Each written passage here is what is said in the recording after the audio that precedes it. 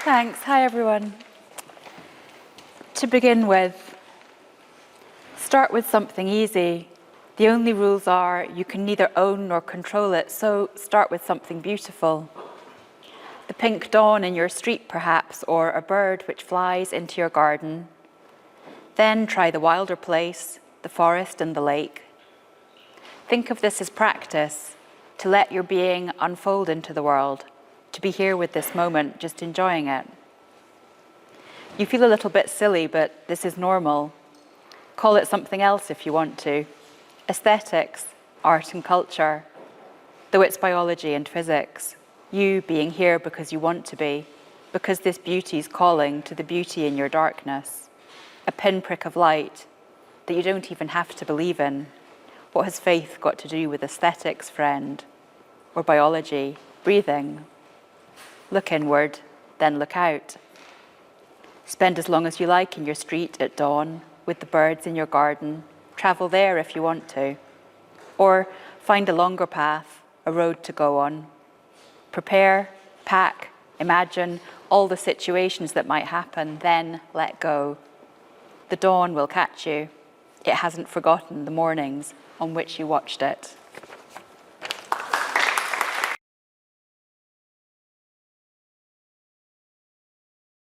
Yeah, I'm Ian Mackenzie. I work for the NHS Lothian charity.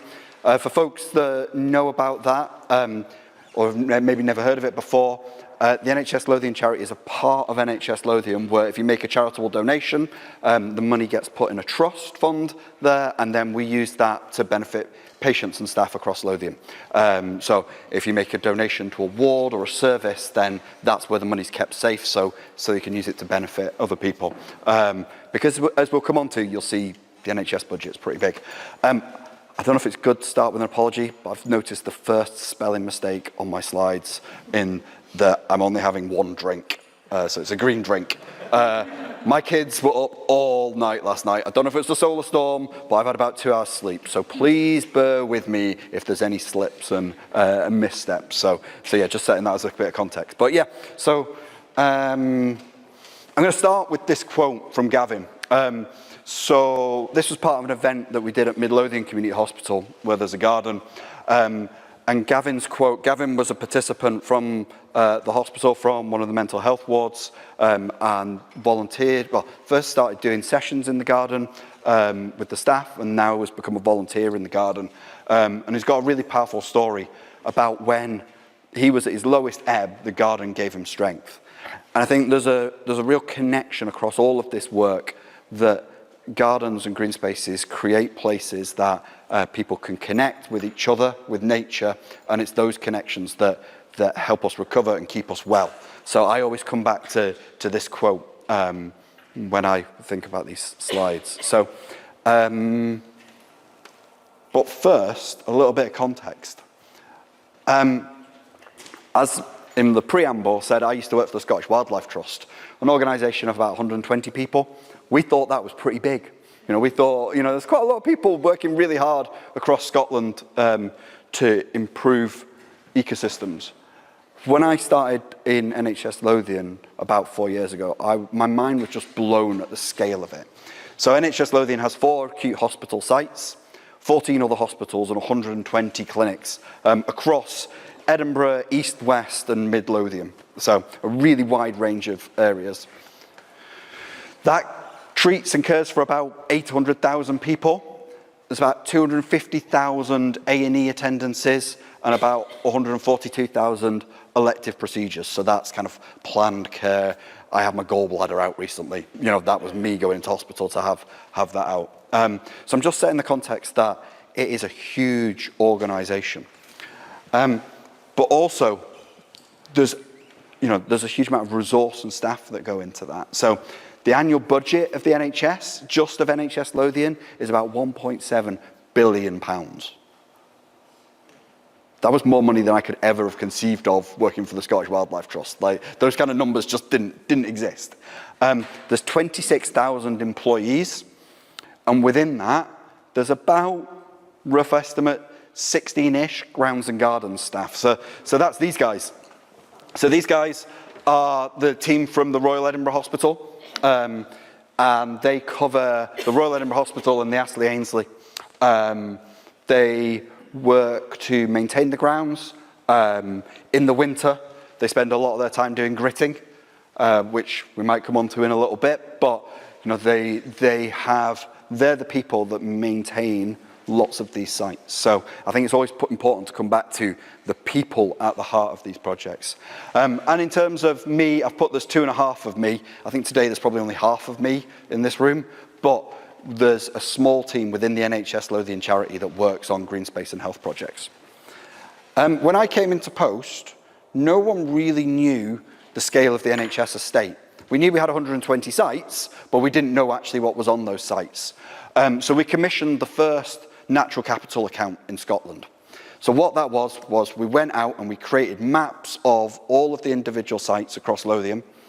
We then looked at what natural habitats were in those and then started to assign values to those. So, for example, for the Astley Ainslie Hospital, if we know what area of woodland there is, what area of trees there are, we can then start to work out the amount of carbon sequestered from the Astley Ainslie Hospital. And also we can look at the amount of pollution absorbed as well, which is really interesting. So if anybody knows the Western General, I was chatting to some people earlier about the Western General, some of these sites are in really dense urban areas, and you're treating people with lung conditions, you're treating immunocompromised people. So actually, you know, whilst the amount 1 tonne of air pollution particles absorbed a year might not be very much, that's a really localised effect. So within that context, it could be really important.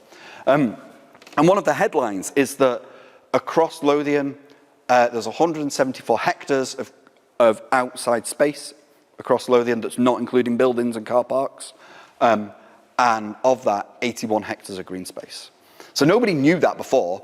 You know, we knew we had a team of 16 people to look after these things, but nobody actually knew how much of the estate was green space. And very recently, they've just commissioned this for the whole of Scotland. So NHS Scotland has mapped now the outdoor estate for Scotland, and hopefully in the next couple of months are going to publish similar statistics around how much of that estate is green space. They've not done the carbon sequestration calculations and things yet, but they're coming on to those. So this was kind of our starting point, and it involved me going to the Director of Finance and saying, you know, we've got this estate and you're talking about it in terms of money, but actually we need to think beyond just the value of the estate in terms of its capital receipt, but we need to be thinking about the ecosystem services it's providing, what the social benefit of that estate is. So that's now been integrated into the NHS Lothian policy. And I was very fortunate that whilst we were doing this, the NHS Scotland Climate Change and Sustainability Strategy came out, and this has become a core part of it. But before I go on too much further, I've got a quiz. So I gave this, not this presentation, but part of this presentation to a team of estates managers recently, and I was terrified because they were all looking at me as if I was crazy. So, come on, click. Sorry, slight technical issue. There we go, right. So we map the whole estate. So we know what area of woodlands there are. We know what area of gardens there are. We know what area of grassland there is, and how much parkland, which we've classed as woodland and trees. So a quick game of higher and lower. Which area do you think we've got the least of? Which is the smallest? Woodland?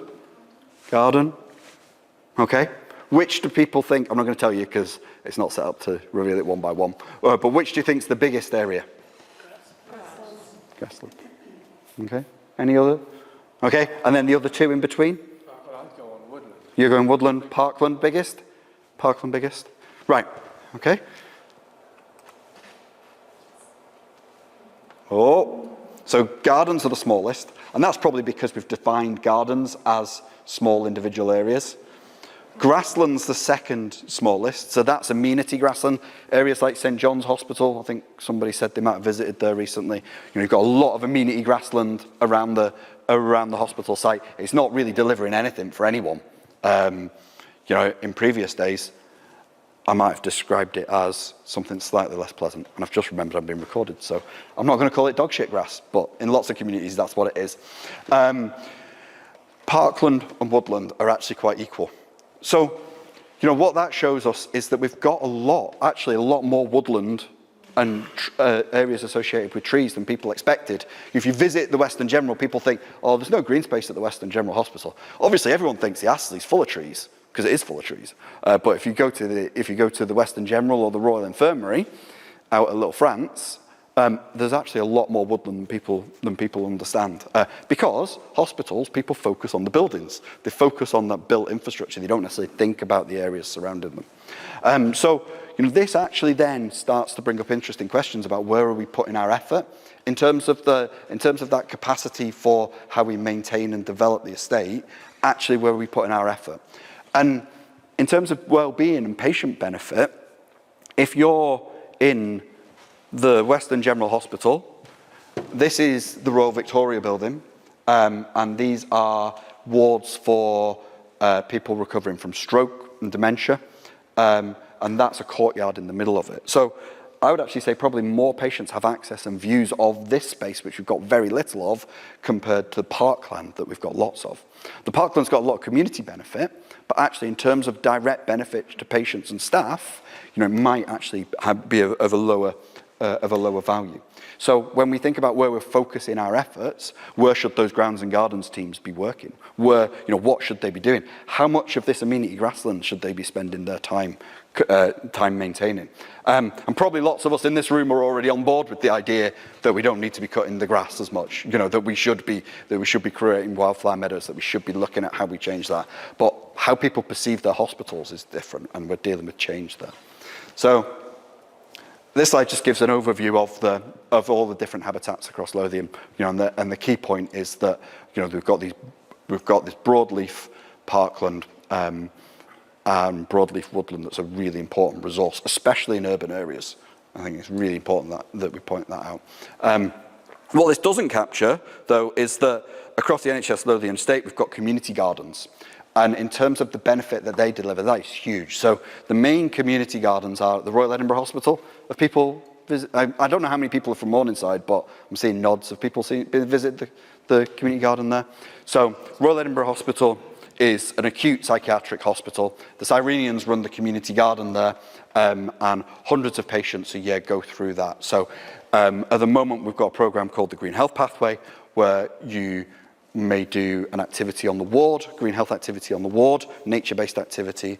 Then you're supported to come into the community garden where you take part in activities. And then when you're discharged from hospital, what people were telling us was it was really important. They found that a really helpful part of their recovery journey, so they wanted to be able to continue that activity. So we've got a green prescribing programme where people can then continue a referral into that garden.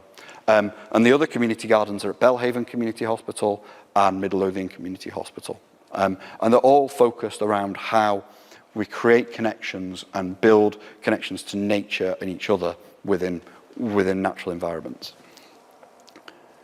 So I think people are going to talk a little bit more about kind of the power of a green space than me, but from where I stand talking to lots of different health professionals, I think we very much kind of focus on these two areas. One is around mental health.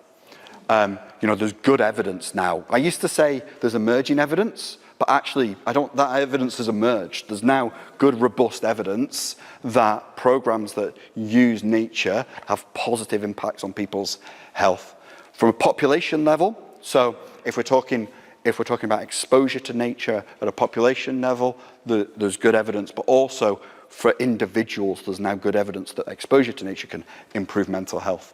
And there's the evidence around physical health has been around for a bit longer, but there's good evidence again around immune system response, perinatal health. And interestingly, I think this is an interesting one from a kind of climate change point of view, behaviour change. So when people have been exposed to nature and natural environments, then there's evidence that they then think about behaviour change and sustainability. So this is the power of green space. And it's just captured by one of the projects on the left there. The project was done at the Western General, where a member of staff was just telling us about the wildflowers and that they really brightened up their day. And actually we just need to keep telling that story and repeating it to people. But it's not all roses. There are inequalities in this. Whereas research has found that green spaces might mitigate some of the health impacts of socioeconomic inequality that are distinct inequalities in access to green space. Whilst the news during COVID was reporting, isn't it brilliant, everyone can get out and access all these different green spaces, in deprived communities, in places with really poor green space, if you were shielding, you actually had less access to green space. So, we need to think very carefully about how we tackle those things. And for me, that's something we think about every day. We think about, actually, we just did a site visit to the Astley Ainslie. How does the effort that we put into the Astley Ainslie, how does the effort that the programs that we do, how can we use that to help tackle health inequalities in one of the wealthiest parts of Edinburgh? So how do we proactively target that? So my program, from the charity, we've got a strategy, runs from 2023 to 2028. When I started, they gave me a document. I was like, oh no, what am I going to do with this document? But we're focusing down on kind of the areas where we know that we can have the most impact. So our kind of main aim is that the NHS estate is an asset. So we've got this estate, I've shown you the scale of it, but how do we use that to benefit health and wellbeing? But also, how do we use it to tackle climate change? If you think about all of those sites out there, there's a huge amount of land. How do we use that to tackle climate change in communities? And I shouldn't forget biodiversity loss. So I'm going to give you some examples of projects that we're doing at the moment. The first one is a project at the Western General. I feel like I've mentioned the Western General a lot, but this is a project that we're doing with the RSPB, where in those wards I showed you the image of in the Royal Victoria building with the meadow between it, we're running patient-centred activities. And the interesting part of this was the activities for patients who have access to the garden. So some patients, they've got direct access to the garden, and then other patients are on the 5th floor with no access to the garden and no real chance to go and use the garden. And we found that the activities have been hugely beneficial to those patients who are on the 5th floor. We're also working a lot around staff health and wellbeing and connecting staff to nature. The NHS is in crisis. When you speak to the site manager for the Western General, he came to one of our green space meetings. I was like, this is brilliant, thanks for coming. I wasn't expecting him to come that day. Why was he there? He was there because he wants his hospital, he wants his staff to feel supported and healthy, because he needs to keep the wards open. He needs enough people to turn up and enough people to be well. So anything that he can do to make the hospital environment better, he wants to do. So that was why he was engaged in the green space activity. And we were working with the RSPB to enhance biodiversity. So there's a fairly small team of us within the NHS that work on this. So how do we bring in experts from other places to support our grounds and gardens teams to make the right decisions? So if they want to plant bulbs, how do we make sure that we're not just planting nice showy bulbs that are kind of a traditional grounds maintenance view, but how can we actually kind of spread the season for pollinators and provide that showy colour as well? So there's a couple of quotes up there from the patients and staff that took part. The one that jumps out at me always is about the patients who've been out in the courtyard that day actually ate more of their lunch at lunchtime. They've been engaged in some meaningful activity that day, were hungrier, came back in, were engaged and ate more of their lunch. And that is a brilliant outcome for a project like ours, which basically, uses things like silly, cuddly squirrels. So these are the kind of things that we're bringing into the wards for people to use, natural materials to touch and feel. The squirrels help people reminisce. This was a stroke recovery ward. I found that really by bringing in natural materials, people were pulling up stories from their childhood, relating those stories to their childhood and their previous memories. The sense of touch, smell, bringing different activities onto the ward. And really importantly, it's not just then that you've done those activities. We were actually able to enhance the spaces as well, improve the planting, improve the biodiversity of the gardens, so there was more interest in it. And I'm going to run out of time really quickly, so I'm guessing people want to hear about what we're doing at the Astley, so I'm not going to go on about this too much longer. But we're continuing that programme for the next 2 years, working with the RSPB every summer to do more of that activity. So, Astley Ainslie. Just a quick show of hands, who's a member of the Astley Ainslie Community Trust? 1, 2, 3. Who's heard of the Astley Ainslie Hospital before? who'd visited it before they went on the site visit today? All right, so most people know it. Okay, brilliant, super. So when I came, and people who are in my group, I apologize for retelling a bit of this story, but when I came into my role, everyone said, oh, brilliant, NHS Lothian, you've got to get to the Astley Ainslie. It's the best site in Lothian in terms of green space. I was like, oh, great, yeah. We commissioned the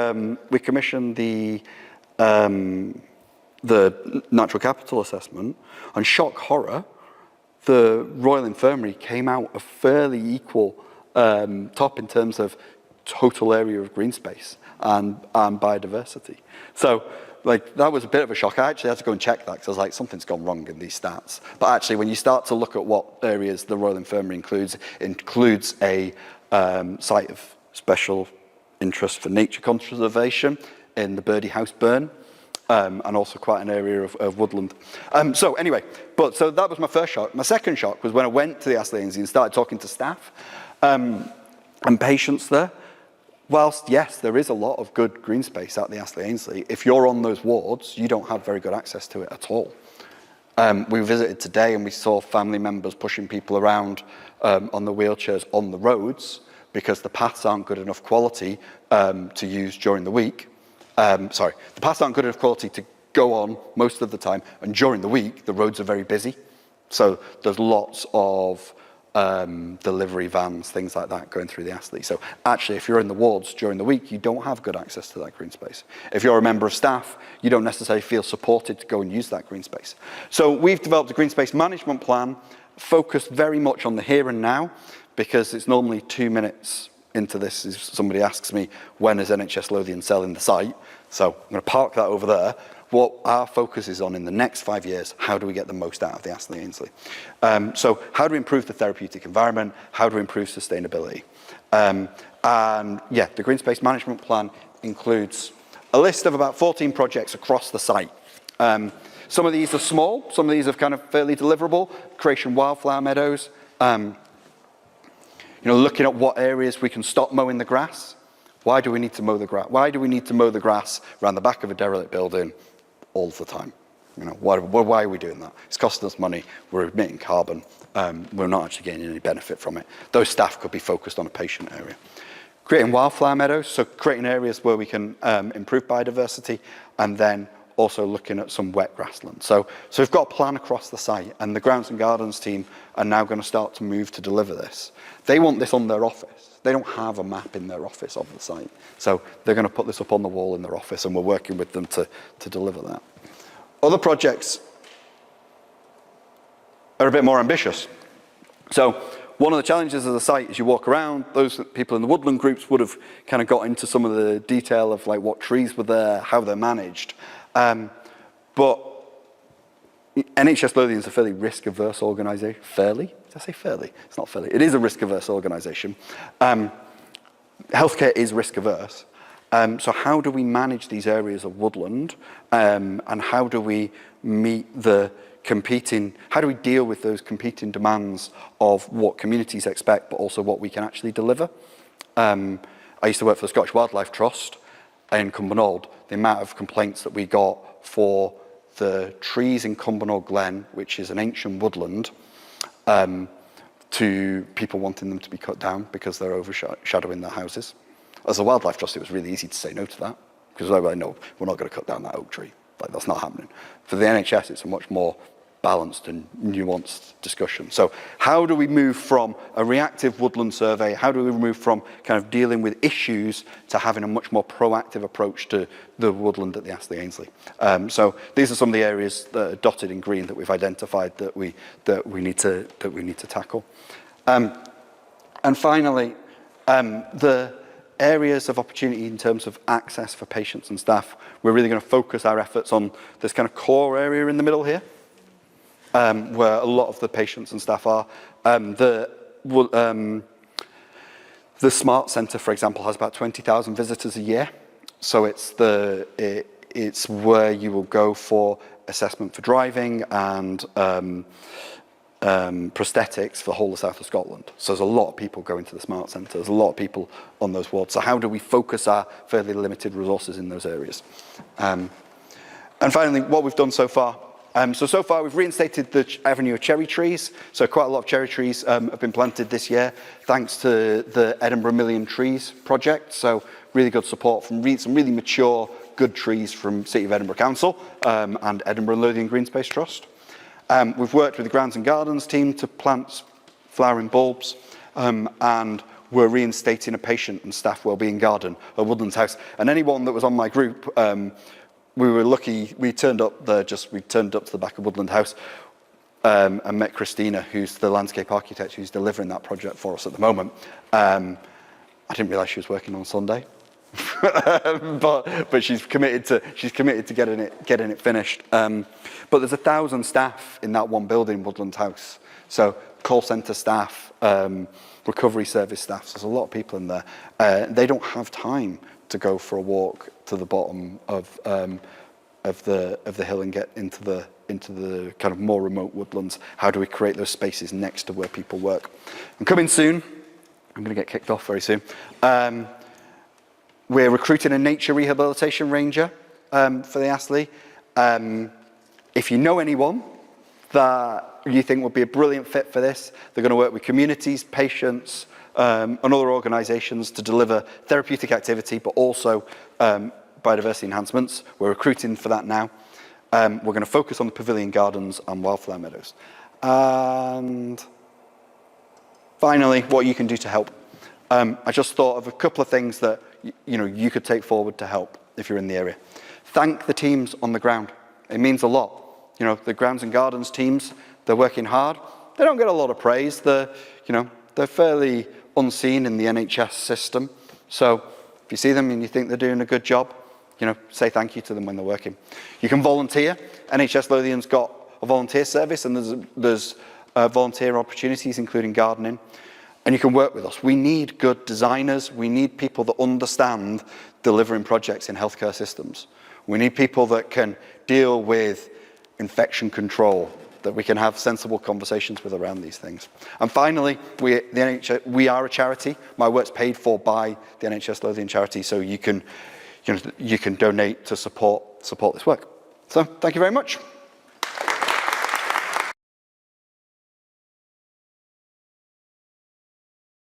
So this is a photo actually from the Astley Ainslie.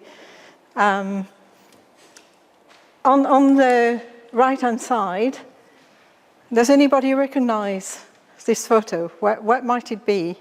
Anybody that goes to the Astley Ainslie? The locked garden, the secret garden, as we used to call it. Yes. So this actually, there's two people here that really we worked with, working in this garden before it became the secret garden, because it's locked now, of course. Pat Abel over there. About 10 years ago, we started a group called Transition Edinburgh South, and we were allowed to garden in the secret garden. But that lasted only about 3 years, because then they found that the land was polluted. And it is now closed, so it's definitely a secret garden now, unfortunately. But it is a lovely, lovely garden. I went for a walk there with Jonathan Silverstone, that some of you went on a walk with. And Jonathan, an ecologist, is an incredibly knowledgeable person. And of course, the secret garden has become the wilderness that probably Ian would quite look forward to it becoming again. And it has become a wild garden, but still a lot of really interesting plants in there. But it's locked at the moment. And it's being used by a guerrilla gardener who break in occasionally, and they did some nice gardening for a while. But they seem to have disappeared now. I'm not quite sure why. So it remained locked, but I'm sure Ian will do something about it. Because it used to be an occupational therapy garden in the past. In fact, I spoke to the woman, the occupational therapist, that initially started the garden. And it had raised beds and paths so that people in wheelchair could go and garden in there. And it was really then a lovely garden, and it had a full-size chess set so that people can use all kind of wonderful vegetable and also lots of flowers for people to sit in, as well as lots of different trees. There's a little woodland in there, mostly deciduous trees. So it was a really quite special, but when the OT left, she said to me that the next OTs that took a job didn't want to be there, so it disappeared. And hasn't reappeared yet, unfortunately, but I look forward to him working on this in the future, perhaps among all his other jobs, because my goodness, he seems to be quite busy at the moment. The other is I think Ian mentioned that you were reinstating the Cherry Avenue, which is beautiful, in the Astley Ainslie as well. So you probably know my name. I'm Michelle Hipwell. I'm a health psychologist, retired now, and also a mindfulness practitioner, and that's definitely ongoing as well. And also a member of both the Scottish Ecological Design Association and the Astley Ainslie Community Trust. And I have been very privileged over the years to live so close to the Astley Ainslie, because I know that it might not be the most wonderful place to be, but for us and for my children, my 3 young children, when they were young people, the one sitting behind you, Ian, is Patrick, who spend a lot of time in the Astley Ainslie, climbing trees and going into making gang huts and all kind of things in there. So it was a lovely place. But as a health psychologist, interested in nature, I conducted a lot of intervention and activities in the Astley Ainslie. And in particular, what I'm particularly going to talk about this time is mindfulness and forest bathing, because these are 2 small activities that can take place in green spaces and that really increase the kind of ability, or our ability as humans, to connect with nature better, both in terms of our physical and our mental connection with nature. It really increases tremendously. So that's what am I doing? Yeah, just that one. Thank you. So the first one is mindfulness. And I know some people think that mindfulness, what on earth is this? Is this some kind of nonsense again that people have? But it isn't. It isn't nonsense at all. And it was defined by the psychologist Mark William as knowing directly what is going on inside and outside of yourself. So it's both psychological and physical, so that you experience mindfulness through your senses, but also it's the way in which it helps you connect with your consciousness at a deeper level. And people say, is that something that you do very quickly? No, it isn't. It takes years. It really takes years to develop properly mindfulness. It's slow going. As Emma over there can tell you, she's one of one of my mindfulness group, and I think you find that it takes a while, doesn't it, Emma? Some days are better than others. Some days are better than others, exactly. This is the way it goes. So I will tell you just a little bit more about mindfulness after this. But the second way in which we can work in nature is using forest bathing. Now, forest bathing, again, become very popular. It's called Shirin-yuku, which means forest bath in Japanese. And it also comes from Chan Buddhism. And it's about taking forest through all our senses, being in the forest, connecting with it through our senses of sight, hearing, taste, smell, and touch. So when we open up to our senses, this is when we really begin to connect with the natural world. And one thing that I've really learned about forest bathing, which I found really quite transforming, was that I actually did a kind of short practice every day called a sit spot. And a sit spot is something incredibly simple. You just sit in your garden or a favorite place in nature every day for about half an hour and see how things changes. Because the garden is always changing. It's never the same thing. Every day something changes. And through this process of just being in nature and experiencing it with your senses, you actually connect much better in the future with nature, which is something quite special, with all your senses, and in turn it impacts the way you see things, the way you experience life. So it's a very interesting practice. Now, so what is interesting about mindfulness and forest bathing is that they are both inspired by the importance of present moment awareness. It's all about, instead, I don't know if like me, a lot of the time I used to spend in my head. You'd be walking either in your head or perhaps on your phone, which is another example of mindlessness, really. I can see people at the bus stop, everyone is on their phone non-stop. Now that would be called mindlessness, really. It's not really. But mindfulness is about really being in the present moment, seeing what's going on around you, experiencing yourself, your body and your mind, rather than being in some kind of artificial kind of space, which is what we often do.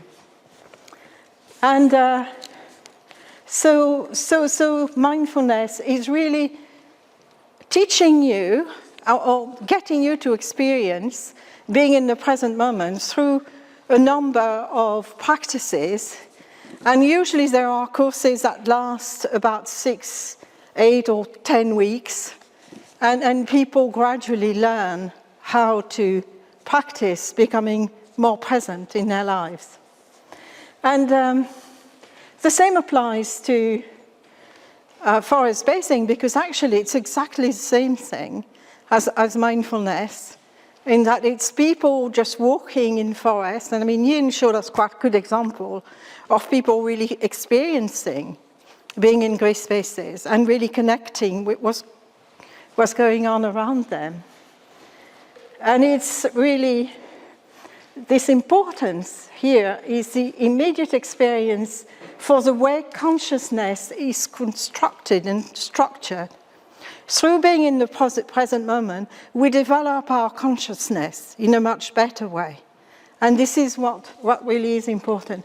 And interestingly enough, I've put a reference down there from David Hilton, who is an amazing writer, as well as a tradition of Chinese poetry, early Chinese poetry of the 7th century, well, first century until the 13th century, which is absolutely present moment experience poetry, which is what Taoism and Chan Buddhism are about. Then it's about being in the present moment and experiencing yourself in the present moment. And there's an interesting poem here that he traducted. And these are river and mountain poetry. In the early 6th and 7th century, the Buddhists spent their time in these lovely regions, which they call river and mountain. And they were just meditating, but they were also involved in writing poetry and painting. That was the kind of thing that they really enjoy doing and experience, particularly. And through this contemplation, really, of nature, they really develop their ability to be in the present moment and to be with nature and to become part of nature. So the first one is Tumu, who was quite a well-known poet, 1803 to 1853, didn't live terribly long.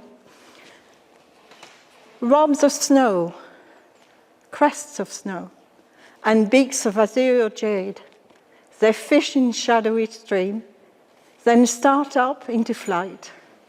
They leave Emerald Mountain for lit distances. Pear blossom, a treeful tumble into the evening wind. And then another one from David Hinton. Gazing into a flawless mirror of sky, a river and mountain poetry of images weaves the identity center into landscape as accurately as language does. So this is really the importance of really being in the present moment and how you connect with your consciousness in a different way.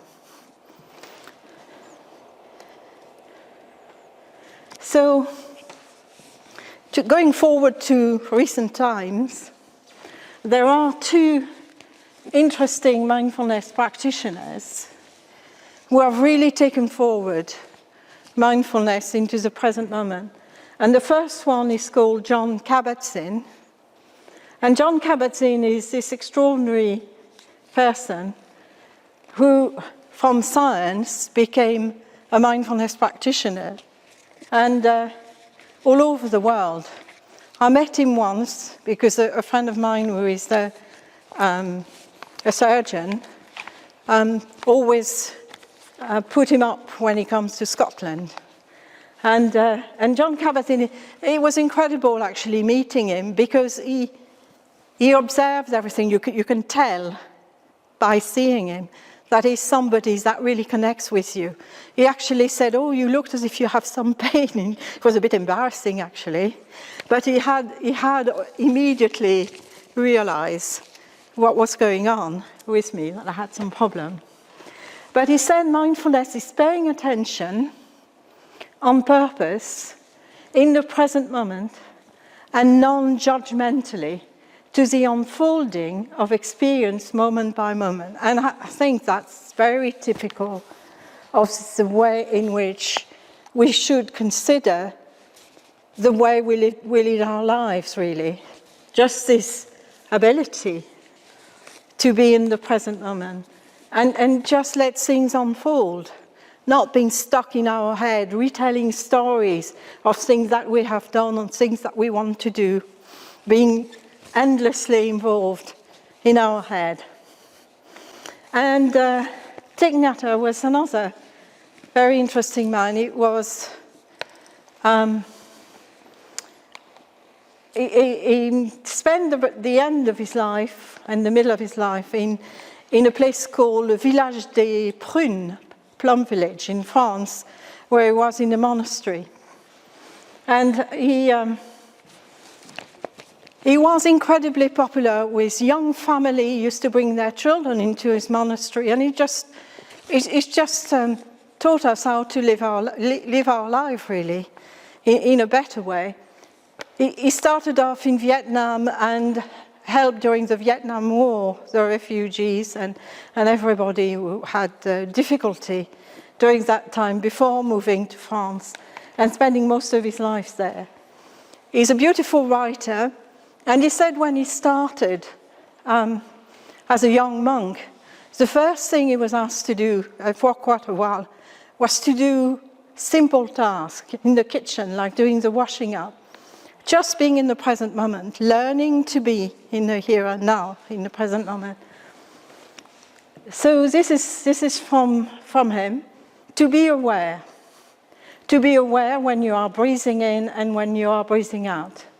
The capacity to be aware of what is here. Anything can be the experience of mindfulness. Your breath, the sky. It is to be in touch with our felt experience in each moment.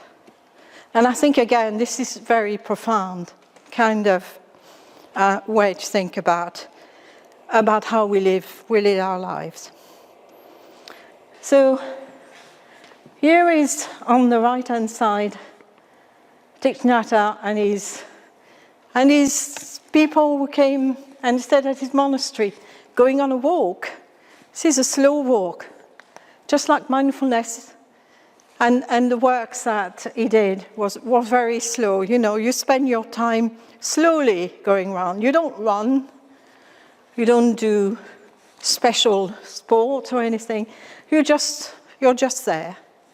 And the other one is just two people on a walk.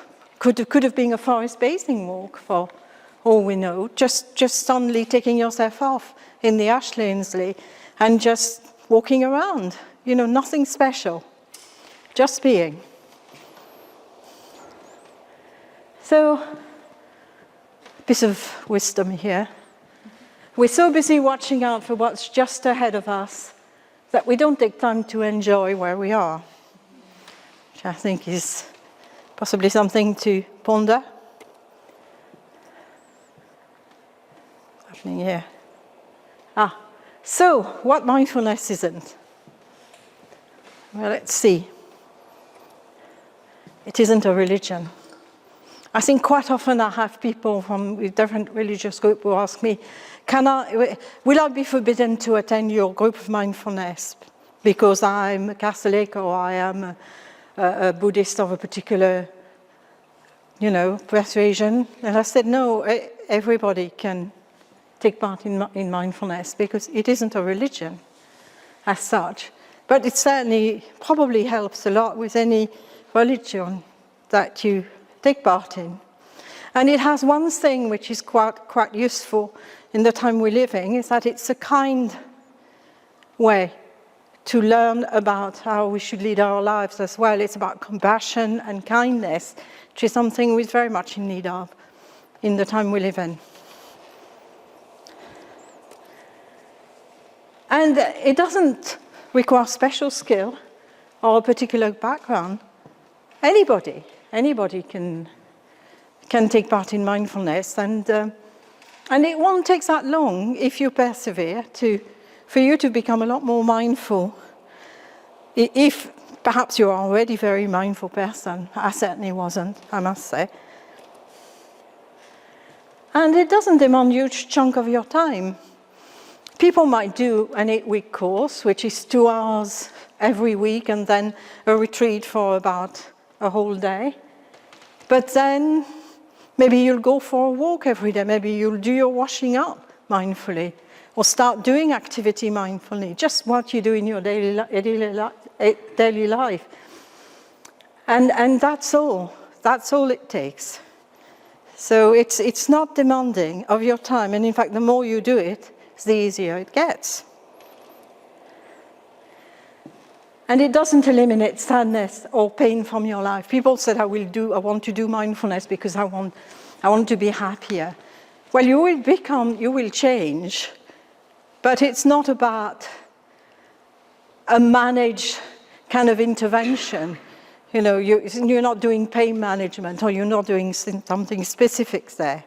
You're just changing your way of living. And that in turn will change you. And you don't have to give up your goals, opinion, passion, whatever. It's very inclusive. It takes anyone. It's very gentle and not controversial. So, these are the kind of meditation. You can do a body scan, which is lying down, and to start with, somebody will lead you through connecting with your body in a better way. It's quite an interesting practice to do. There's sitting meditation. You just sit. You could sit at the bottom of a tree and meditate. And usually, to start with, somebody will lead you through a meditation.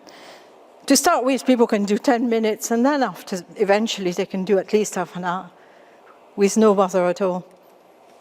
Oops. And then you can do walking meditation in the forest, like forest bathing. And you can do all kind of mindful movement like Qigong and Tai Chi and yoga. All these practices are quite good. And you have a special way of learning to breathe in a special way with mindfulness as well. And loving kindness, it's about learning to be kinder to ourselves and to others. And then what I said about the sit spot in nature, which I really found an incredibly useful practice to do. And tree meditation.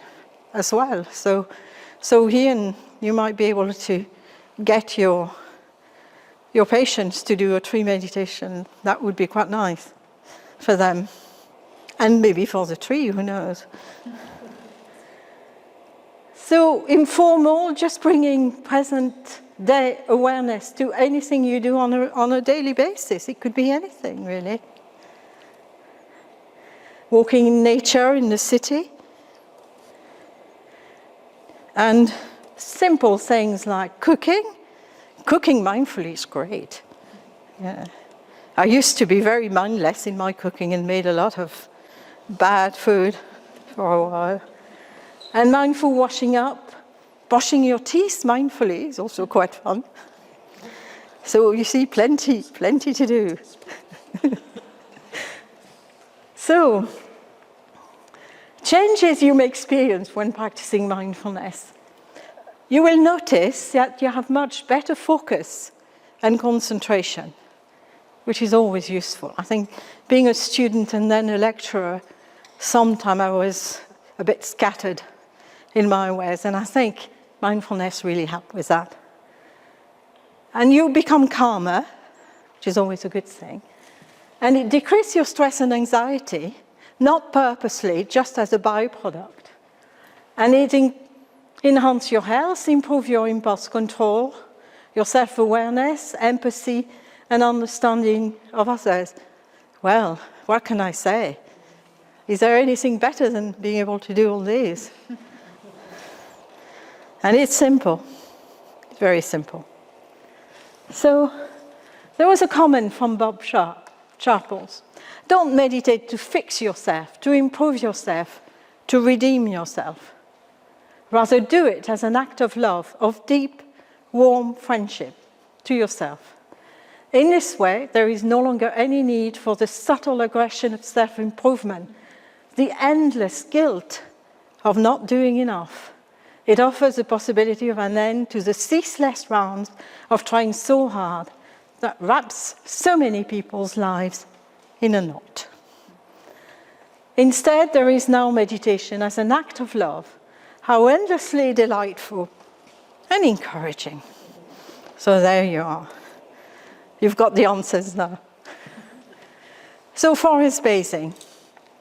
Well, forest bathing, it practiced a lot in Japan. And that's where really it started. And you can imagine with the link with Chan and Zen Buddhism and all these Chinese practices. It's really bathing in the forest atmosphere and experiencing the forest through all our senses. It's very simple to practice, doesn't require any equipment. I'm just going to think if I can find this simple instruction from King Lee, who has written an amazing book on, well, him and many other people, on evidence-based information on how good forest bathing is for your health. I mean, this is a serious kind of evidence-based research that was conducted by many people. I'll have to run it past my son here, who is a statistician and an epidemiologist. And I'm sure he will agree. So he said it doesn't require, let me see if I can find this in among my notes. Somewhere, it'll be somewhere. Except that I won't find it, will I? No. You just have to read about it. But it really is about you just go in the forest and you just walk about and be aware of everything that is happening to all your senses. You know, your hearing, when you walk, feeling the ground under your feet, the smell. The smell of a forest, there's nothing like the smell of a forest, so many different smells. And it's really about taking everything in slowly and calmly.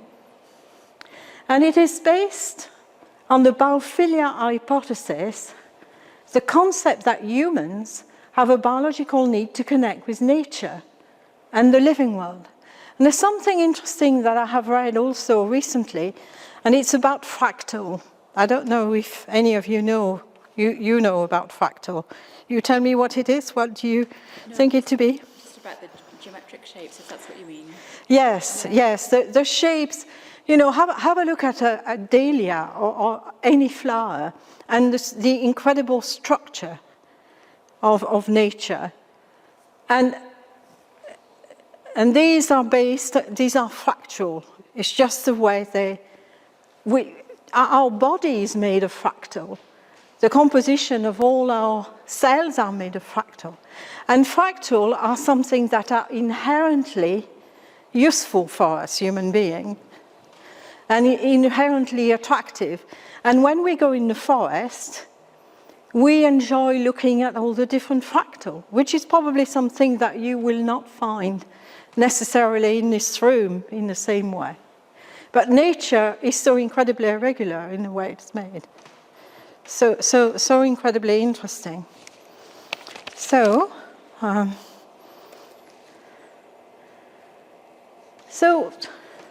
forest basing has been used initially in Japan, and I have this enormous book on research evidence about how effective it is for very many different things. They are prescribed by doctors in Japan and South Korea for both physical and mental health.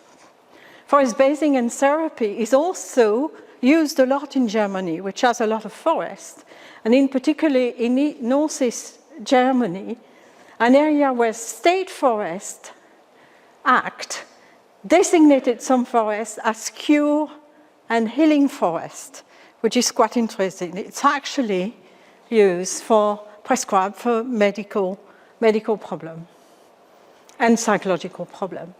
And forest basing also prescribed a lot in Australia. And I just read an interesting article about primary care practitioner offering guidance on the implementation of nature prescribing. So forest basing is also popular in Scotland.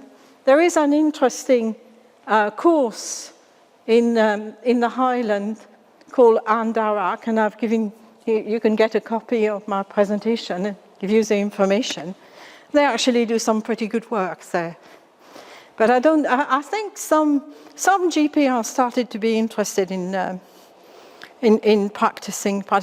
Mindfulness, on the other hand, is used a lot in the NHS, particularly for mental health problems.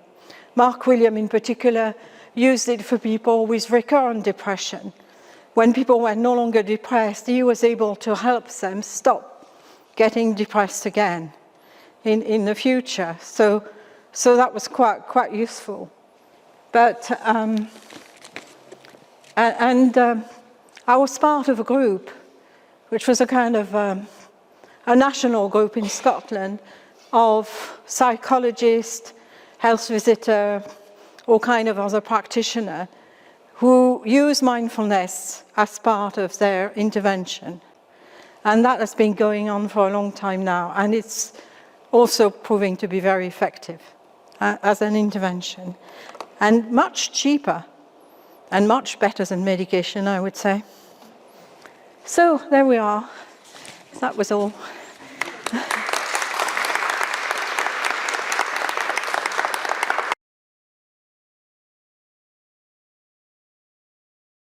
10th of October 1923, which is over 100 years ago, of course, 14 women, battered by illness, arrived in the Astley Ainslie Institute in South Edinburgh.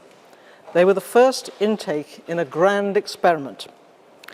The hospital was the inspiration of David Ainslie, an East Lothian farmer. His career was spent in breeding farm animals, and he was remarkably successful at the shows organised by the Highland Agricultural Society. The Astley Ainslie Hospital has got a magnificent case full of silver trophies squirreled away, which is a very impressive sight if you can fight your way into those. He became wealthy in tragic circumstances. His brother, the head of the family, and his brother's wife died. In the 1850s, their son William died. Their infant son, John Astley Ainslie, was placed in David's care. David loved the boy as his own son. John grew to adulthood but fell ill. He died in Morocco, where he had probably travelled with his uncle in search of better health, aged only 26. David wanted to build a lasting memorial. He chose an idea of life rather than a monument in stone, and he determined on a convalescent hospital in the city. The convention of the time sent the wealthier abroad for their health. The poorer were fixed at home, often in slum conditions. This gesture would make a radical change in social justice. In 1900, David Ainslie left a large sum of money. He instructed his trustees to invest this for 15 years to build the capital. But the First World War, of course, intervened, and it was not until the 1920s that they acted. The trustees bought houses and land, including the ladies' golf course in the Grange. The site is admirable, a south-facing slope occupied by mature gardens and trees, light and open to good air. You can see the sky, which is wonderful, and giving a fine view out to the hills.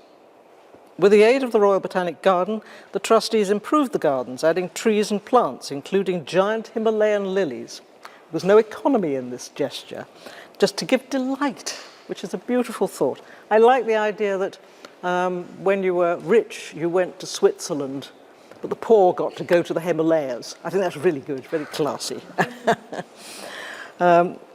They employed the architects All Joe Jameson to design and construct buildings to house patients and staff which would relate to the nature of the grounds, giving people full access to the light, air, and pleasure of the place. Indoors, out on the verandas, and then into the gardens as they became fitter, marking their progress to liberation through the landscape. The institution worked with the Royal Infirmary, taking in patients who needed time and care to recover. The annual reports show that the experts in the infirmary took a close interest in the progress of their patients. Most stayed only 2 weeks, but others were kept for a prolonged period, urged on by the infirmary doctors, who wrote, for example, in the case of an exophthalmic goiter, I had not previously seen such rapid improvement. Her transfer to the convalescent home has given a result which, in my opinion, could have been achieved in no other way. It's very heartening. It's terrific reading these documents. These cases underline an essential point. The success of the Astley Ainslie depended on time. Some patients were kept as long as 2 years. This time is essential to people's ability to recover in mind and body, an issue that may be overlooked in a business-like view of medicine. They followed through, sending out postcards to find how patients were faring after they'd left. The Astley Ainslie staff were quoted in 1924 about one patient, present in residence, then aged 17, who has been more or less constantly under treatment in the infirmary since her second year. 17 years old, and she's been in and out. What kind of a life was that? They sent her home cured. They checked where she was going to make sure that she was going somewhere sensible. And we've planted a tree for her by way of a kind of opposition of the memorial for the unknown soldier who died. This is a memorial for the unknown lass who lived, which I feel is very cheering. Tulip tree, little one. The staff were evidently observing and discussing the patient's health with the patients themselves. In 1926, for example, they reported the gardens have continued to be a source of great benefit. The open view, the gardens themselves, and the amount of sunshine obtained contributed greatly to the recuperation of patients. It is noteworthy in how many cases the appetite and the ability to sleep are reported by patients as improved immediately. This outdoor treatment was augmented by conventional and experimental treatment: massage, exercise, electrical equipment, dental treatment, heliotherapy. But exposure to the direct rays of the sun still proved to be better. Though they did say that sometimes there wasn't any sun, which we are familiar with, of course. Nothing new there. Until 1929, the patients were all female. 45 patients were then moved to the first purpose-built East Pavilion, and 55 men were then admitted to the West Pavilion. These single-story buildings were designed with 2 wings facing into the sun and well ventilated. By 1935, a report in the Edinburgh Evening News was much impressed. Quite a number of children are restored to health, and the visitor cannot fail to notice what is perhaps more largely used than anything else for treatment, the plentiful and exhilarating fresh air. Sounds very old-fashioned, doesn't it? But it's so necessary. Then the same writer went on, everything in the hospital is fresh and up to date. The staff dine in a cheerful and friendly room, and a kindly little thought on the part of management for the comfort of the nurses is that each has a little teapot of her own. I know that sounds silly, but it's a very charming idea. So that if she misses the formal time of the tea, then she can dip round the corner and make her own, which is very simple. The nurses' sitting room is an intimate and comfortable sanctuary. Though their work is constant and the results are often slow in appearing, their patience and thoughtfulness are endless and infinitely encouraging. They brought in the science of occupational therapy from Canada. Canadian experts came over to show us what to do more clearly. And there's an example, for example, of the way that they paid attention to the individual to find out what that individual needed. An interesting case is that of a man who'd lost his sense of coordination of sight and touch. He is therefore learning to kick a football and to typewrite, his hands thereby being re-educated to touch what he desires, and similarly his feet. I met an occupational therapist recently who'd worked at the Astley Ainslie as a student, and she told me that she'd taught the patients archery from their beds, children in beds firing into the shrubbery. So as a gardener, you might appreciate that it's a bit safer now. The children have had a delightful, bright schoolroom full of the most interesting novelties. There was a complete post office. There was a complete tourist travel agency. Their geography lessons were exciting, extraordinary. And they also were given a garden. Keenly interested in their large garden. Many of them see flowers growing that up till then they've only seen in shop windows. They learn how to grow and what seasons they're to be found. They gather the seeds and put them in packets in which they label and paint the appropriate flower. It's all very connected. Animals and fish, said this report, come under their care. Hedgehogs, tortoises and goldfish being their present favourites. Hedgehogs? Health and safety keeps rising up when you're thinking about this. Would the NHS let hedgehogs into the ward nowadays? Interesting question. Vegetables grown in the gardens supply the fresh greens so necessary in special dieting. The kitchens issue a superabundance of excellently cooked food. The gardens are well laid out, and the result in vegetables extremely good, considering the incessant ravages on fruit and seedlings by the greedy crows and sparrows. Yet, said the report, with all that, nothing is said when the patients entertain the cheeky sparrows to sumptuous food from their beds. So you've got your beds surrounded by sparrows looking hopeful as well. That's amazing. This was a powerful combination of kindness and attention. They had, but did not rely on technical aids.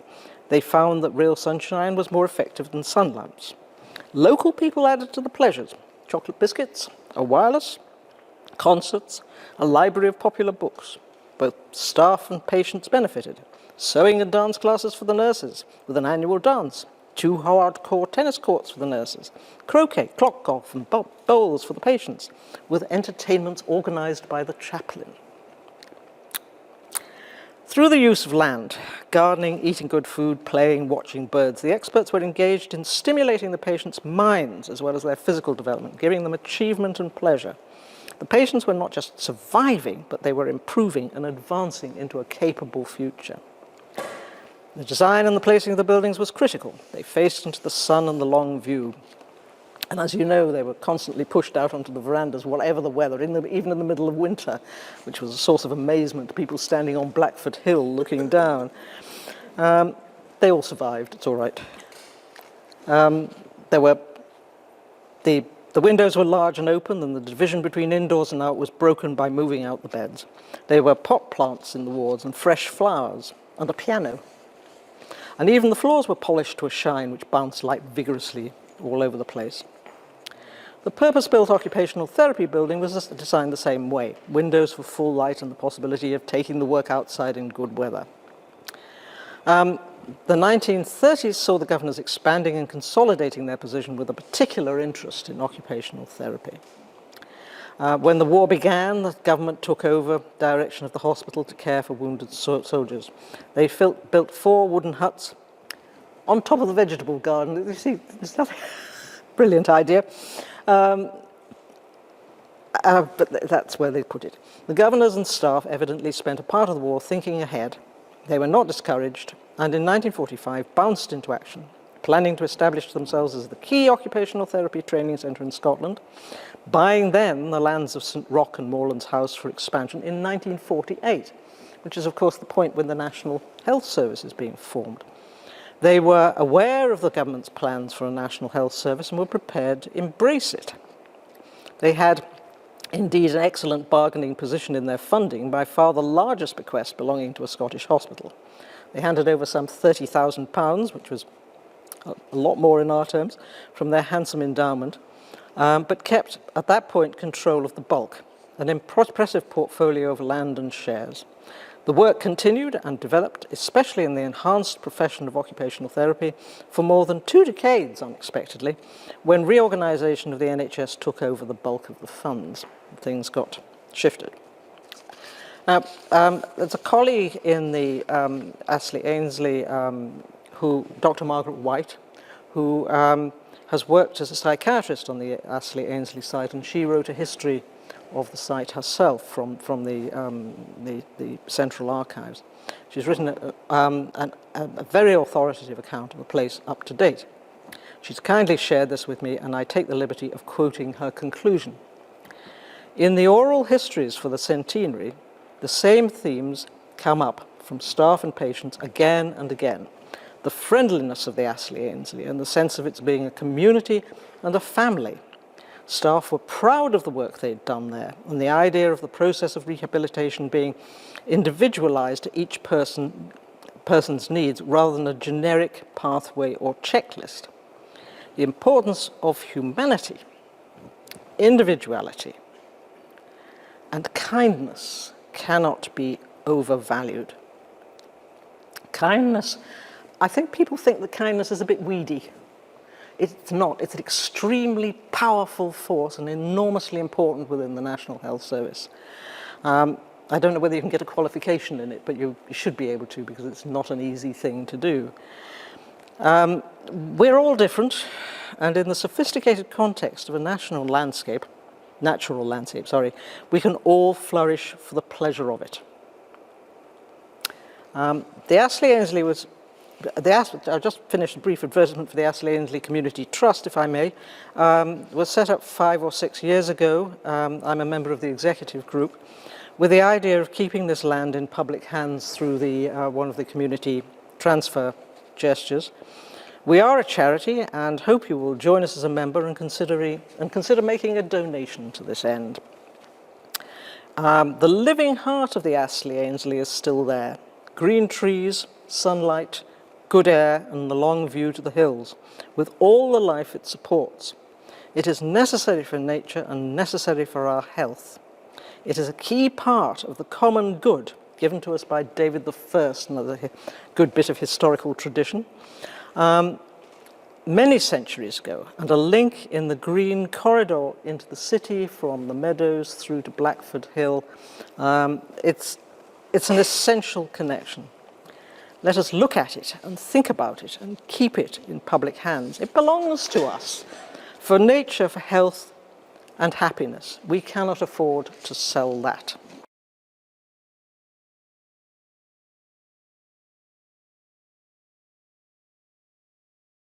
Kind of coming to talk a little bit about the research side of it that we do. I mean, we see these things all, once you start trying to learn about something, you see the disconnect, that the right hand's not talking to the left hand, or these people are promoting something while these people are tearing something down. So yeah, we all try to build up that evidence to kind of help inform that argument there. I'll just, about myself real quickly, as Magdalena said, I'm Scott Ogletree. I'm a lecturer at the University of Edinburgh, actually a lecturer in landscape and well-being, so very related to the topics we've had today. I also teach and head up a master's program we have in landscape and well-being, where the students come to the university for a year and are really focused on how we can learn about how we design our landscapes, our communities, and how that influences people's health and people's well-being. So we have a body of students that are really interested in this topic, and that's really, really nice to see from my side. And then personally, I also do a lot of research, sort of looking at the environment and how it influences our health, or our people in the communities they're in as well. And so I'll talk a little bit about some of those today. I also kind of am here representing the Open Space Research Center, which is at the university, where we do, or have done, a lot of work before I came as well. So I'll speak about the we as the people there. Looking at how we can sort of make the outdoors and nature a more inclusive space, whether that's for people from different backgrounds.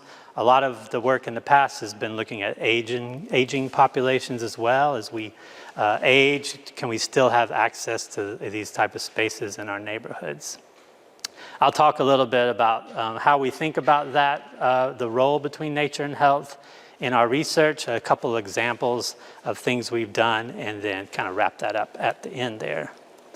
The Open Space Research Center is in the Edinburgh College of Art. That's where the Landscape Architecture and Architecture School is at. All of us involved have a landscape architecture background, so we're really interested in how we design the spaces. Ian mentioned the landscape architect that was out here working with them on their green space management plan. We're really interested in how we can kind of take the design side, inform it with research to kind of create action in the spaces we live. As I said, a focus on inclusive access to outdoors is what we're really interested in. And I'll mention Professor Catherine Ward-Thompson and Professor Simon Bell. They created the Open Space Research Center after a number of years of working in the university and doing research in this area to sort of have a place where we could bring together projects we had, but also sort of that thinking about how we can make open spaces more valuable to people. And that's just the website for reference there. In our research, we're really kind of thinking about the role of the environment and how it influences our health, sort of the role it plays in our lives. And so this is sort of one model of how we can think about that, kind of leading out from the individual and people, leading out through your lifestyle, your community. The economy obviously plays a role in that as well. The activities, and obviously the built environment and natural environment that we've been talking about a lot today. I put a little red box around it because that's where a lot of our research is. How can we shape this built environment and the natural environment so that it influences our activities or our behaviors for the better of ourselves?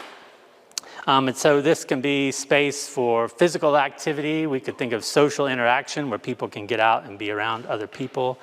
Exposure to sunlight was mentioned by Sarah as in the oral history of Astley Ainslie, the getting people outdoors where they can kind of be around other people, but also that connection to nature. So thinking of being where you can see the processes of nature take place around you.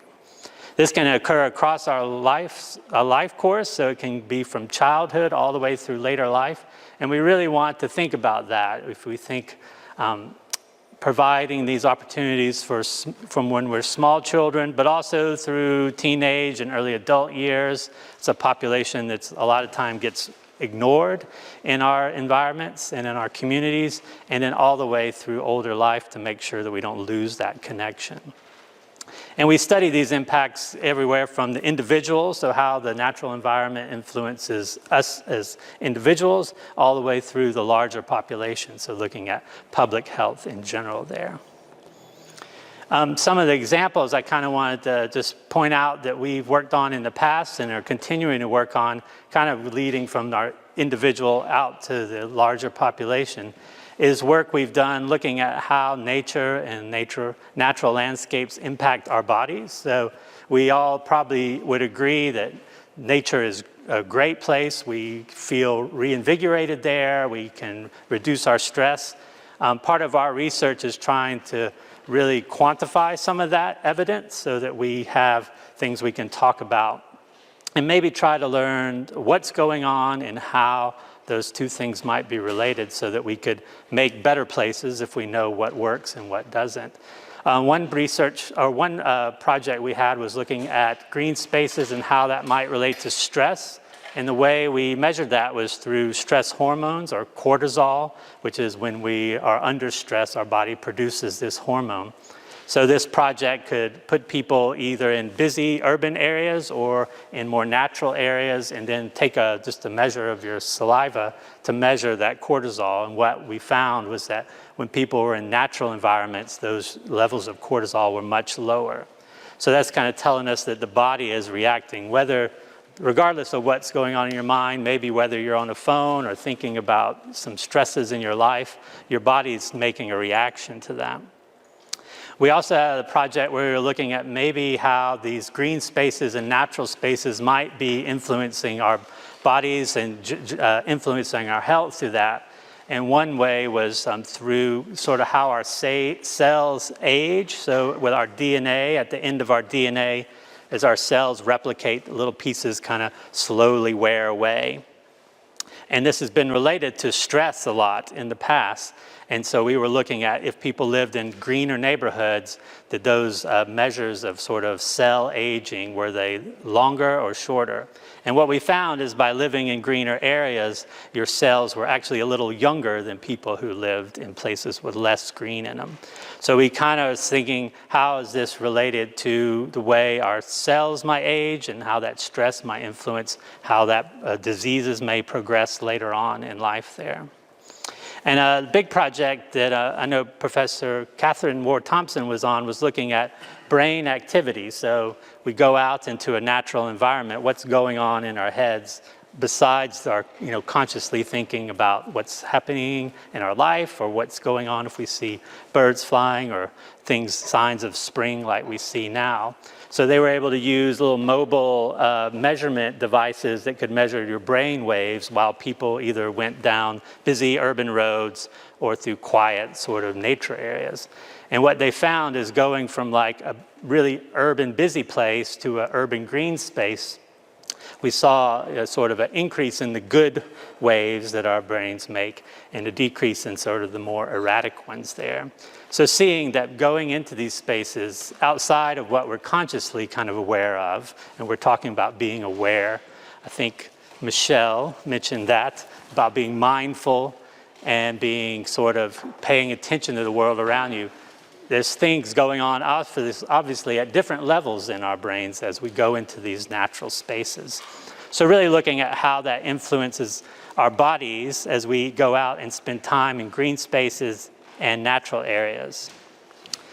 Another study that was done here in Edinburgh, but also with people in Dundee, looking at people who lived in more deprived communities, was seeing like how having green space in your neighborhood was related to the stress. So instead of measuring this with devices, we talked to people and gave them surveys to kind of fill out pretty standardized sort of answers to this.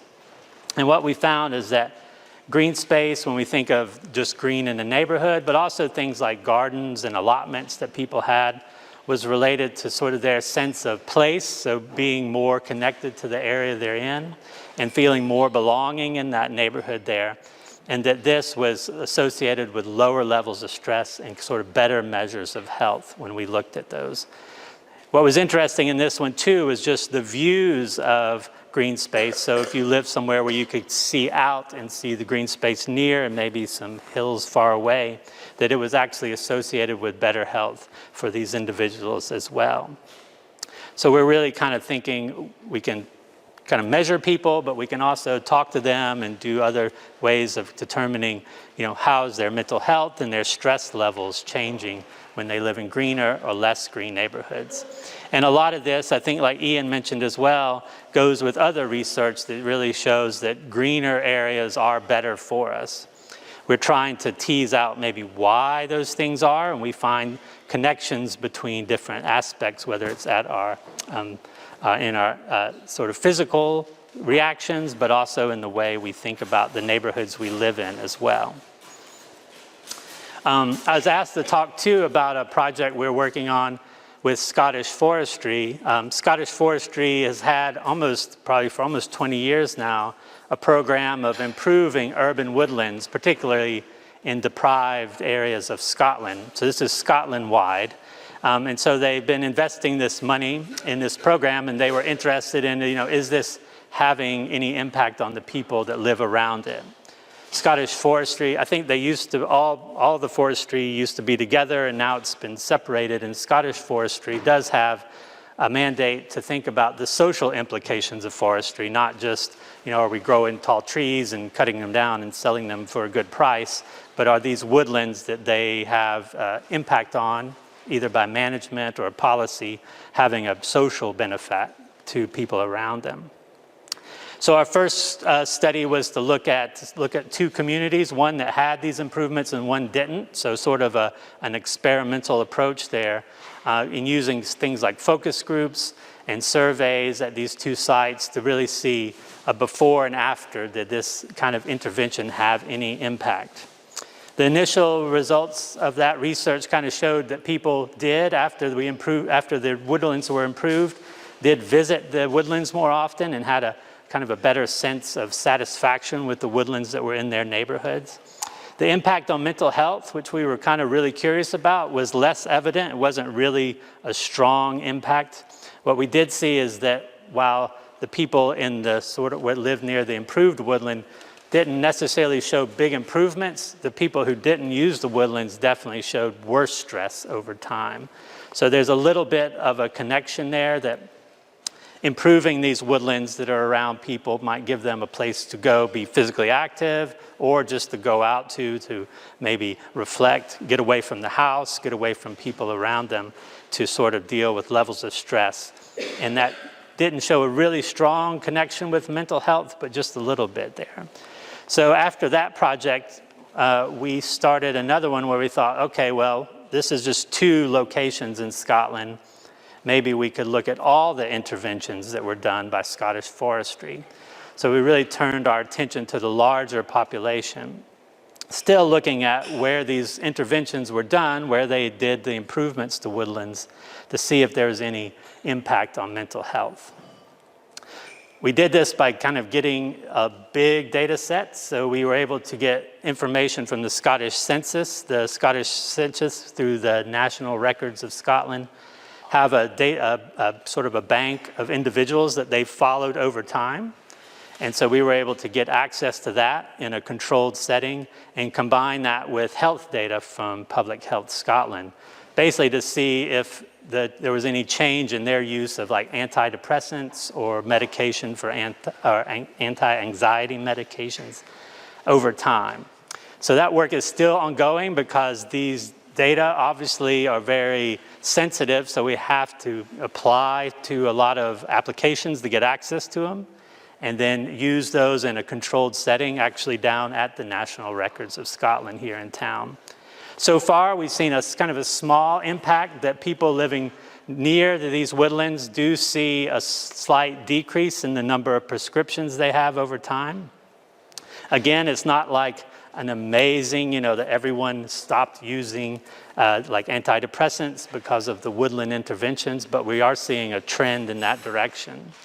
This work is still ongoing as we're still trying to dig through this to see what kind of impact, whether it matters whether you lived just within walking distance of a woodland, maybe 400 meters or 800 meters, which has been thought of in the literature, or whether being there a longer time before and after might have an impact. From the initial research, that was one of our thoughts, was that you make an improvement to the woodlands around you, Are you going to see a change in a year, in 2 years, in 5 years? We were uncertain, and that's one thing we can do with this larger data set when we look at people across Scotland there. So it's still ongoing, but we're really hopeful to see a good impact there that might kind of tease out another way that these kind of improvements and use of green space and woodlands can help people. I think you can say, kind of in conclusion, that all the research evidence that we've worked on and other people have worked on across the world actually points to a lot of beneficial outcomes from nature.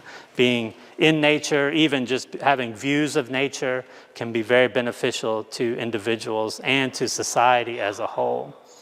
A lot of our work has kind of shown where we see reduces in the amount of stress people show, whether we're measuring that with particular special devices or just talking to them as well.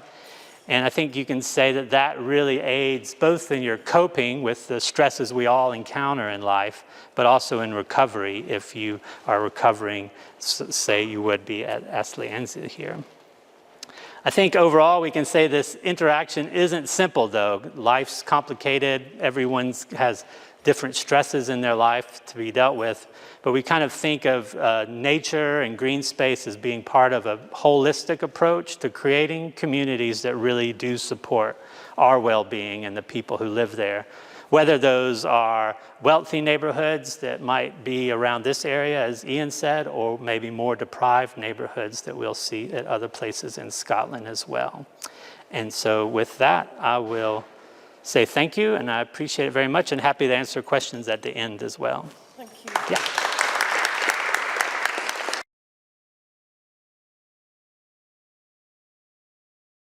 Hey, hi.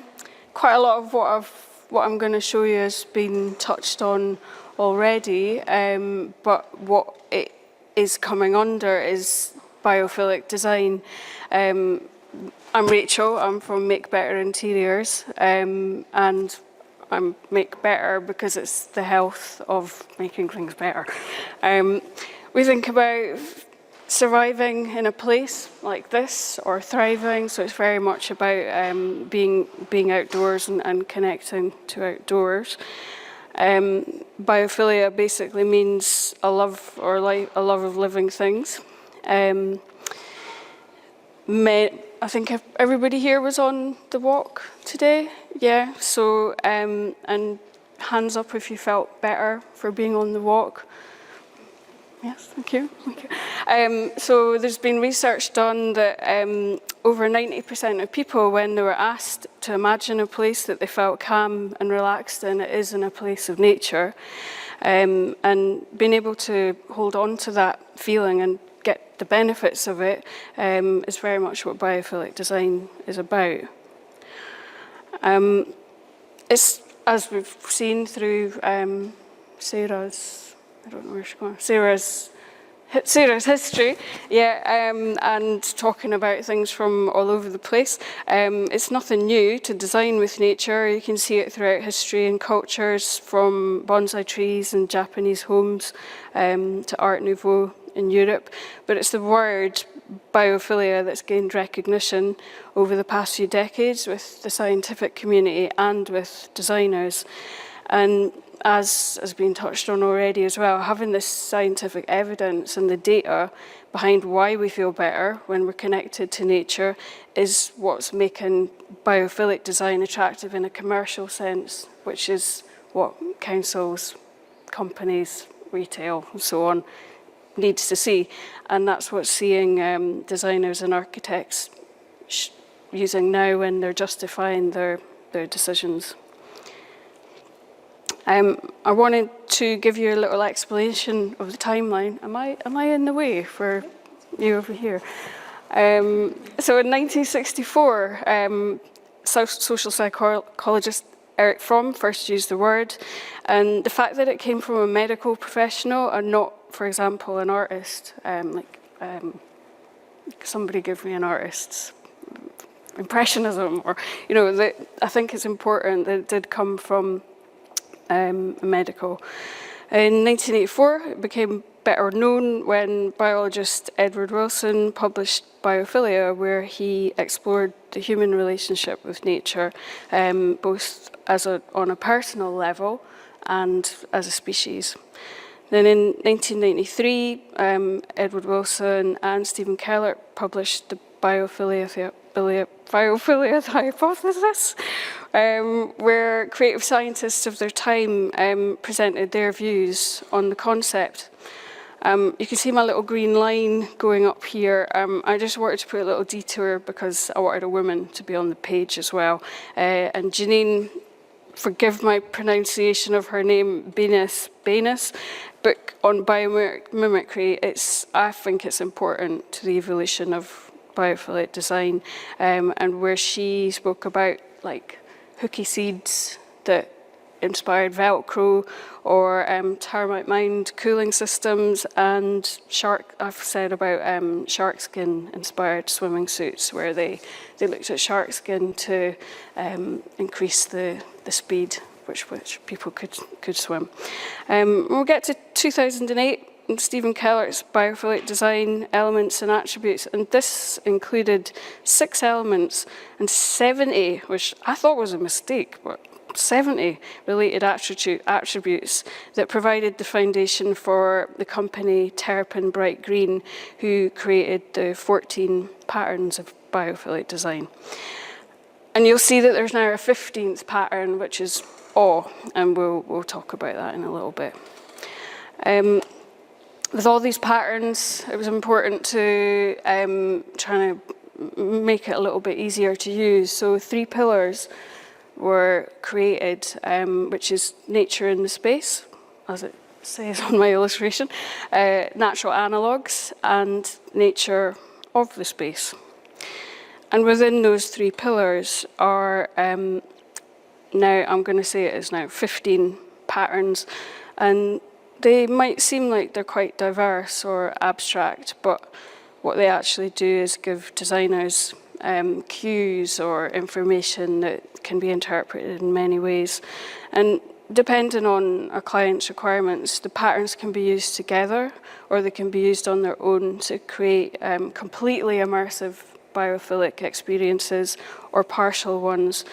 So it could mean the entire redesign and reconfiguration of a space, which would incorporate many patterns, including structural or landscape changes or completely new interior decoration. Or it could just mean something smaller, for example, a new lighting scheme, which would support circadian rhythms. And I've put the codes on some of these slides if somebody wants to. You can have phone time as permitted just now. You can now get the code. It's quite interesting because studies have shown that even a partial biophilic intervention can make a benefit to people, so it doesn't have to be an entire redesign. So I'm trying to go through these quickly. The first intervention group is nature in the space, and this is all about adding natural elements into the built environment. So it can include, as Scott said, improving access to natural light through windows or skylights, which strengthens our connection to the weather, to the passing of the days and the passing of the seasons, and it supports our circadian rhythms, which can become very haywire with working indoors or working shift patterns and so on. Having access to natural views and places where we can engage in activities with plants or insects and birds, which strengthens our bond to the environment, both locally and on a wider scale, and these directions can have really strong impacts on us as humans. And I think everybody will be aware that we're seeing the addition of plants in many, many, many places, and there's a lot more stores selling plants now, and also a lot more living walls and dried walls, which we'll come on to later. But the important thing with adding plants is that they have to be maintained. So it's all very well like adding, but they need to be looked after. Some of you might have been in the new Uniqlo store in town, which has dried plants in, and it's a local company that's put those in. So it's quite interesting to see a big company. I think it's called Pyrus. the company that's done them, but it's a small biophilic intervention, but it's interesting that this big company's pushed it in there. And also at Cameron Toll, there are beehives on the roof. I don't know if anybody knew that. There's a local honey company doing that. But even, I think somebody talked about like the 5th floor of a hospital. Like even having bird feeders on windows or obviously in gardens, or using binoculars where people can just bring a connection even if you can't actually get outside, are different ways. The natural analogues, which this is things that are 1 degree of separation away from true nature. So artificial plants, preserved moss walls, representational artwork, patterns, and architectural designs that take inspiration from nature's hierarchy. It could be furniture with organic rather than geometric shapes, or materials that mimic wood or stone, which could be in interior or exterior decoration. These are natural analogues. Things like this can reduce stress levels, increase feelings of well-being, and improve levels of productivity. And it can be abstract, just using patterns or textures, shapes, and playing with scale as well is quite a nice one, that bring a connection with the surrounding environment. And then the third one is nature of the space, which I really like this one because it's about how we respond psychologically and physiologically to different spatial configurations. And the theory behind it is that as we developed in the savannas of Africa, we were living among low-cut grasses, low-growing grasses, shaded trees, and we had a broad look where we could look out for danger. And even today, with all our technology, we still have an affinity for interiors and exteriors with a similar view to them. So Prospect, you can see, I don't know why I'm pointing at this screen, but number 11, Prospect. This is giving a full, clear view, as if we're scanning the horizon for danger. And it gives a sense of confidence and trust in a place. It's also good for our eye muscles to move from short distance to longer. And then refuge, which is when, like, you know, when you go into a cafe and you get that happy feeling when there's a booth available, that's an example of refuge, because we like a cozy, like, private space where your back is protected and there's basically it's a canopy overhead. Quite often you'll find them placed around the walls of a cafe, which then gives you a clear view of what is going on in the middle. You might want to sit in the middle and be out in the open, but often those more secluded spaces are the ones that will be taken up first. And then there's the next 3 patterns are quite fun ones. There's mystery, which encourages exploration and discovery. So, you know, what's around the corner, where are you going to go, winding paths, mezzanines, spiral staircases. And then there's risk and peril, and these are places that create excitement and thrill, but in a safe way. So when you design to conjure up these feelings, so things like stepping stones in a pond or a glass floor over a viewing area. And then there's the 15th pattern, which is the new one. I think 2020 that they added this to the set, and this refers to places like cathedrals, waterfalls, places with, I mean, even to an extent in here, although that's a little bit uninspiring.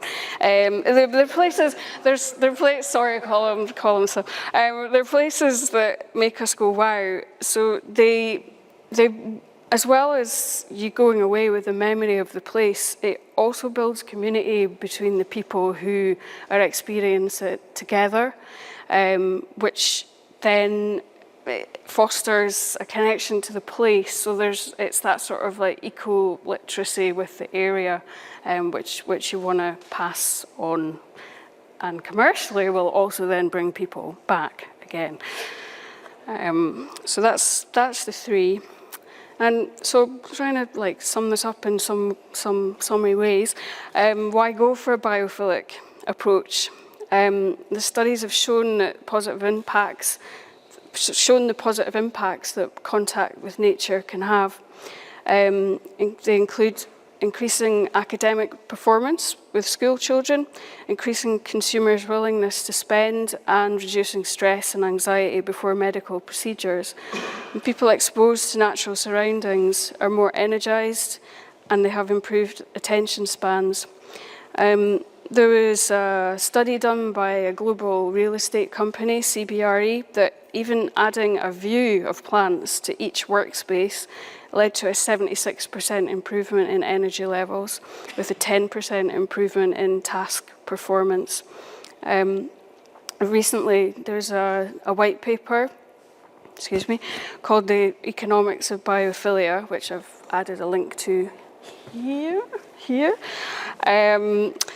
That shows that using natural materials in a workspace is not an extravagance. You know, it's seen that it's only for like the fancy places that could have these, but actually it creates cost savings and it drives profits, which unfortunately is a lot of what it's about. So I've added, this is a chart, which I didn't create, but this is from that report. And it shows that biophilia is being recognised as more than just a passing plant parent trend. We've got mounting evidence that it creates positive outcomes, and consequently it's been seen as a respected applied science that's influencing how properties are being designed across the world. And it worked during COVID-19. I don't know if anybody here did this, but there was the Great Resignation, and 17% of employees across North America, Latin America, Europe, Australia, New Zealand left their jobs, with many of those people citing health and well-being as the reason for leaving. And when we moved over to remote working and leaving business they were left with the problem of how to then draw people back in. And there were also many people that were coming into the world of work who had never experienced office culture. So how were places going to get them to want to go in? Designing for well-being has been shown to be an effective way to align offices with workers by prioritising their well-being. And by creating a positive and restorative workplace where existing employees wanted to be or come back into, then new staff are more likely to feel part of a workplace community who share common goals and a sense of purpose in their work. And the data shows how it's working as well. Studies where biophilic have shown that places with biophilic design is being used, and productivity increases by 8%, which, like Scott said, it's a small number, but it's a hard thing to quantify.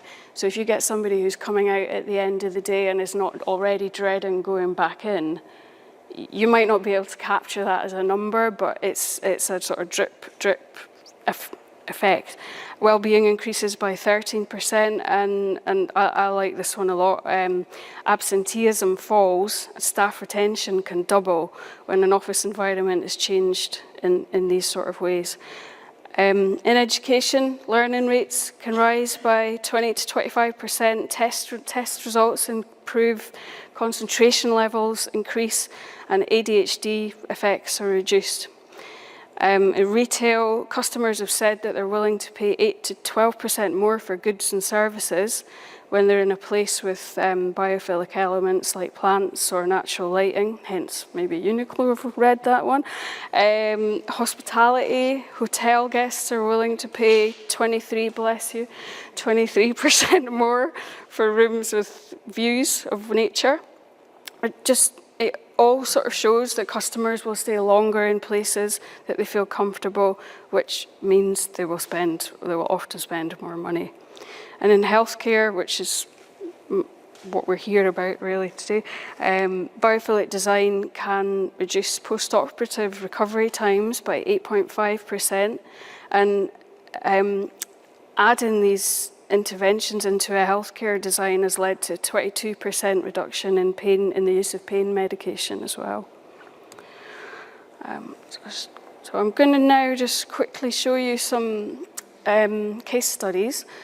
This is the Ruins Studio, so this is a residential one. This was done in 2016 by the architect Lily Jenks and Nathaniel Dorrant. And it's an off-grid solar house built within the walls of a 17th century ruin. I like it because it's really place-based. And you can see where they've added like a new roof, and it's a modern roof, but they've done it in the style of what would have been there originally. The views down two valleys have been optimised with intelligent positioning of large windows and door openings. And inside there's a curved like interior sort of tube that's made from polystyrene blocks that are inside a kind of wood, gridded wood structure, and then it's been covered with glass reinforced plastic. And the size of the tube's not uniform, it kind of sort of expands and contracts, with the public rooms being in the middle, and then at each end of it are the private rooms. And as you go up into the private rooms, the floor level raises as well, so you get, as well as the activity that you're moving from into, you feel it as you go up through into those spaces. And they also sort of did different levels with the surface of the tube, where you can see in the image, this one here. So they've left like parts of the frame are showing through as well, which you can use for storage and so on. And you can see that I've put some of these patterns down the side as well. And then the next one is quite different. This is Fun, which is a sustainable fashion brand in Portugal. And there's a designer called Habit Harmonia who've got a whole biophilia ecosystem that you can join if you're interested in that. And the aim of this was to provide a welcoming, flexible and multi-purpose workspace that was attractive to those employees that had mainly been working from home, and they really needed to find a way to get them to come back in. They also wanted to reduce the number of absentees. So the company did a lot of insight analysis, so on-site, but also analysis of employee performance and the sick leave, which was a big thing. And they were able to use these statistics that they had, for example, the absenteeism reducing and the well-being rising when they created their design, which included better daylight, better temperatures, movement of air, spaces for socialising, spaces to be contemplative, lots of greenery, and they also included scents in this one because they wanted to have all the 5 senses.